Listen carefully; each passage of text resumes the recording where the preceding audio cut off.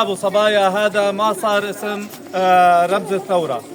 هذا العلم صار العلم الرسمي لسوريا كلياتها.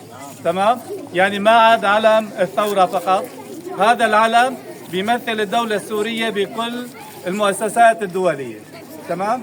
وأصبح رمز للحرية بالعالم.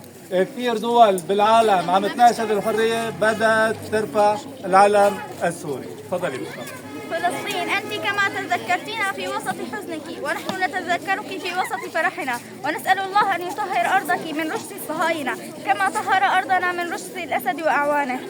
أيها المارون بين الكلمات العابرة، احملوا أسماءكم وانصرفوا، واسحبوا ساعاتكم من وقتنا وانصرفوا، وخذوا ما شئتم من رسقة البحر ورمل الذاكرة، وخذوا ما شئتم من صور كي تعرفوا أنكم لن تعرفوا كيف يبني حجر من أرضنا سقف سماء. أيها المارون بين الكلمات العابرة، منكم السيف ومنا دمنا، منكم الفولاذ ومنا النار ومنا لحمنا، منكم قنبلة الغاز ومنا المطر، وعليكم ما علينا من سماء وهواء، فخذوا حصتكم من دمنا وانصرفوا، وعلينا نحن أن نحرس ورد الشهداء، وعلينا نحن أن نحيا كما نحن نشاء. أيها المارون بين الكلمات العابرة، آن أن تنصرفوا وتقيموا أينما شئتم ولكن لا تقيموا بيننا، آن أن تنصرفوا ولتموتوا أينما شئتم ولكن لا تموتوا بيننا، فلنا في أرضنا ما نعمل، ولنا في الماضي هنا، ولنا صوت الحياة الأول، ولنا الحاضر والماضي والمستقبل، ولنا الدنيا هنا والآخرة.